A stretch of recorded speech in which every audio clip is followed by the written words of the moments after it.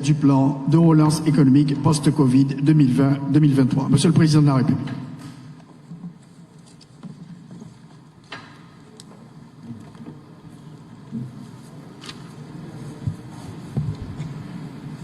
Merci, asseyez-vous.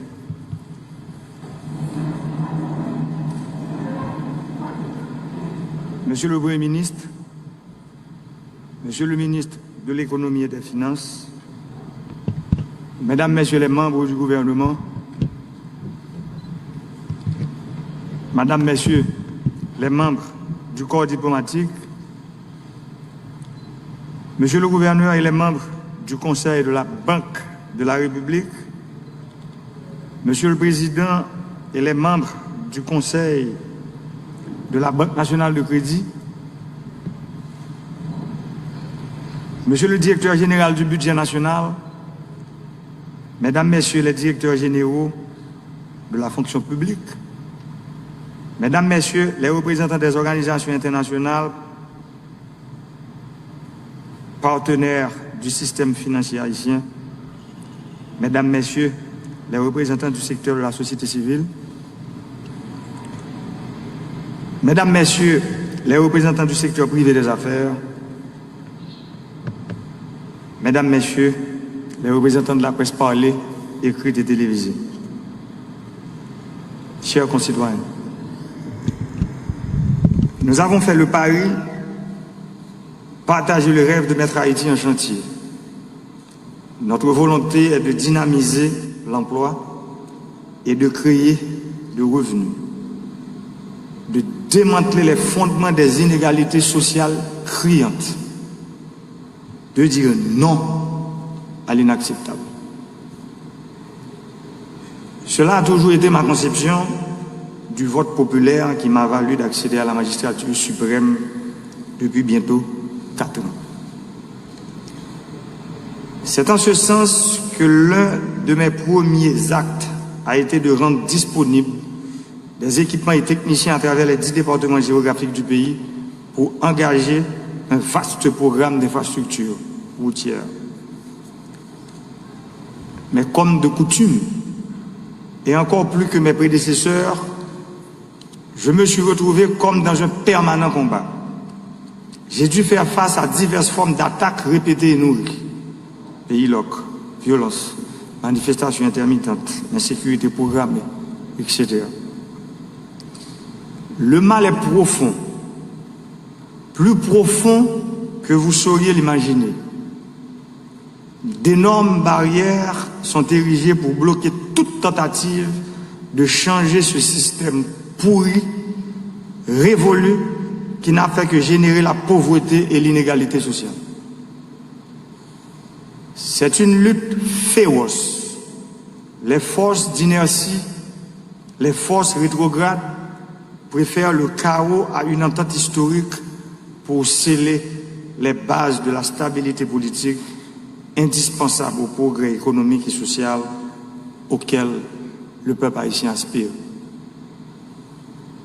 Chaque année de plus, les problèmes non résolus s'empilent, empirent et l'impatience de la population grandit. Notre produit intérieur brut par tête d'habitant qui avait cru de 4,8% en 2017 et de 5,9% en 2018 en dollars américains a fortement chuté depuis, terrassé par des mois de troubles politiques et d'entraves aux activités économiques, puis par la pandémie de Covid-19. Pour retrouver le niveau du PIB nominal par tête d'habitant de 2014 en dollars, celui-ci devrait croître de plus de 3,3% par an sur les 3 prochaines années. Mais ce ne sera pas un grand défi à relever si notre nation s'y engage. Notre vrai défi est d'élargir sur une base durable et soutenue la taille de notre économie, d'accroître la richesse nationale, d'augmenter la taille du gâteau de manière telle que chacun y trouve une part satisfaisante. La réalité est qu'aucun pays n'a pu renforcer sa base économique en absence de stabilité politique, comme je l'ai toujours dit, la stabilité politique est le premier des biens publics. C'est pourquoi nous devons tout faire pour le triomphe de la démocratie.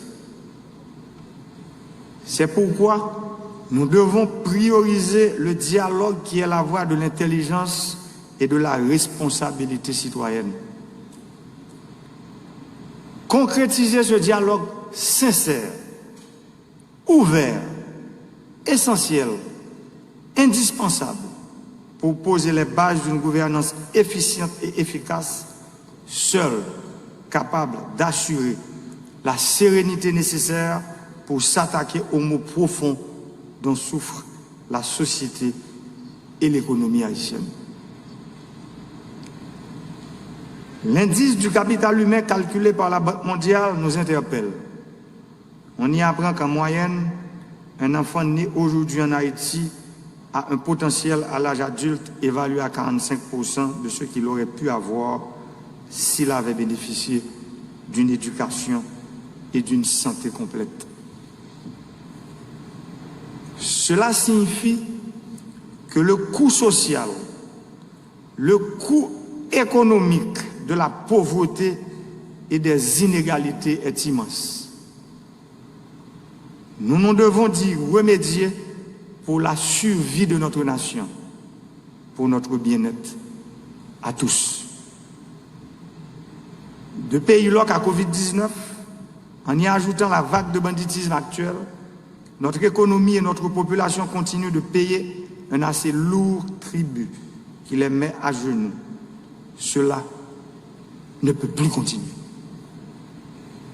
Sur la base d'une analyse, d'une autocritique sans complaisance, nous devons tirer les leçons du passé pour ensemble aborder notre avenir sur de nouvelles bases si nous ne voulons pas continuer à présenter cette face déplaisante du pays le plus pauvre de l'hémisphère occidental. Pourquoi sacrifier des générations d'hommes et de femmes qui n'aspirent qu'à contribuer au relèvement de notre nation?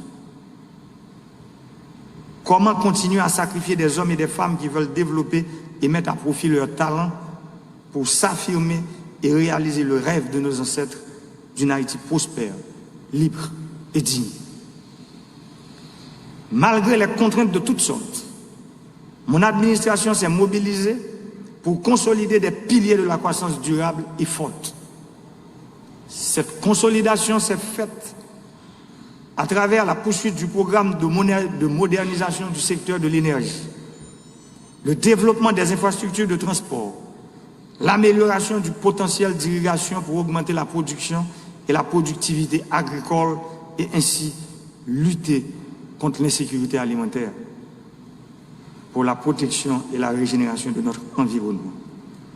Dans le secteur de l'énergie, nous sommes en train de travailler pour construire des réseaux électriques à travers tout le pays. Nous avons aujourd'hui en Haïti près d'une cinquantaine de villes qui n'ont pas de réseau électrique. Et pourtant, ce sont des Haïtiens qui vivent dans ces endroits. Aujourd'hui, en Haïti, seulement 30% d'Haïtiens ont accès à l'électricité. Et pourtant, les 70% restants sont des Haïtiens. Nous sommes en train de travailler pour construire des centrales électriques à travers tout le pays, comme nous l'avons déjà fait à Jérémie, à Petit-Gouave. Maintenant, nous sommes en train de travailler pour construire, pour augmenter la capacité des centrales électriques de Fort-Liberté, de Cap-Haïtien. Nous sommes en train maintenant de construire une centrale électrique à Port-de-Paix. Nous allons construire une centrale électrique à Saint-Raphaël. Et nous sommes en train de réhabiliter, je dirais, nous sommes en train de mettre à neuf la centrale électrique de Douai. Nous allons augmenter la capacité de la centrale électrique de Saint-Marc. Nous allons augmenter la capacité de la centrale électrique de Petit-Gouave, de Jacmel, d'Ercaille. Nous allons construire une centrale électrique neuve à Miragouane. Et tous ces travaux doivent être réalisés au premier trimestre de 2021. Nous sommes en train de travailler pour mettre la lumière là où il y a le ténèbre. Parce que les yeux du peuple haïtien sont ouverts aujourd'hui. Nous devons continuer sur cette lancée parce que Haïti a besoin d'hommes et de femmes courageux pour sortir ce pays de l'ornière du sous-développement, de l'enfer, de l'instabilité politique.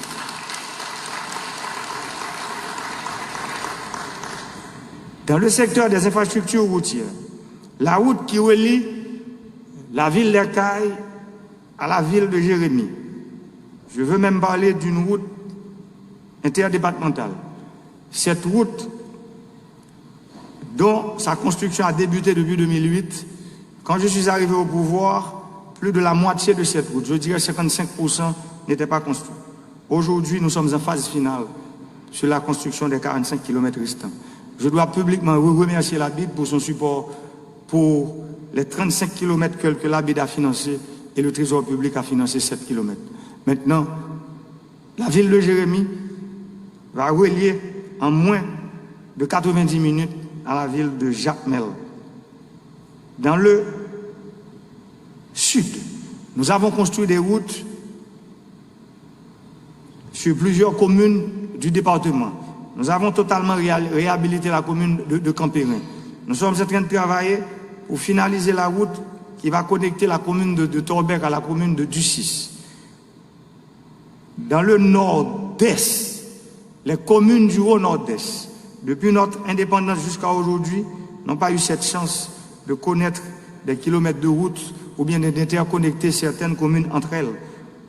Pour exemple, la commune de Montbain-Cauchy et la commune de Vallière, de qui, depuis notre indépendance jusqu'à aujourd'hui, n'ont pas eu la chance d'avoir une route.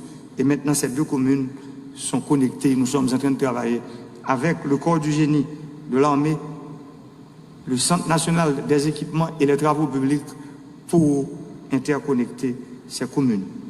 Dans le département du Nord-Ouest, un département abandonné, oublié, jeté dans la poubelle de l'histoire, nous sommes en train de remettre le Nord-Ouest sur la carte d'Haïti. La route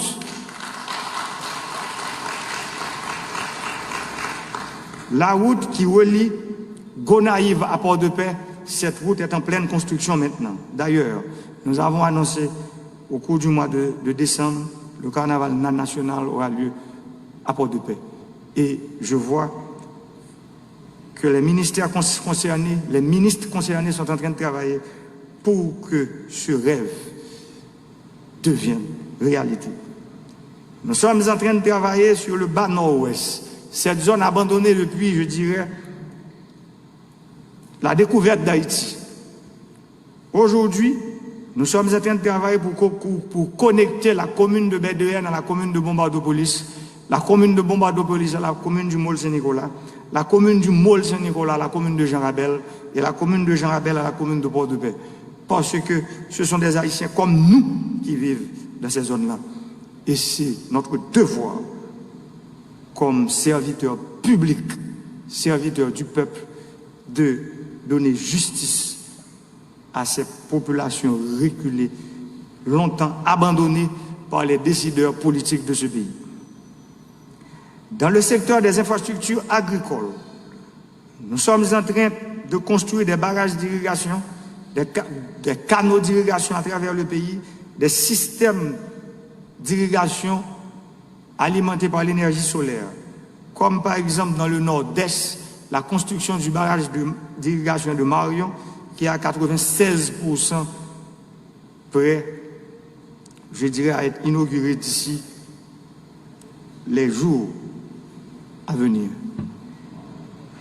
La reconstruction du barrage d'irrigation sur la Grande Rivière du Nord.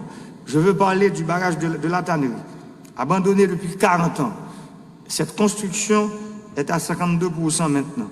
Et nous pensons d'ici la fin de la deuxième, je dirais, du premier semestre de cette année, le barrage d'irrigation sur la Grande Rivière du Nord sera en fait prêt pour être inauguré. Nous sommes en train de travailler pour construire un barrage sur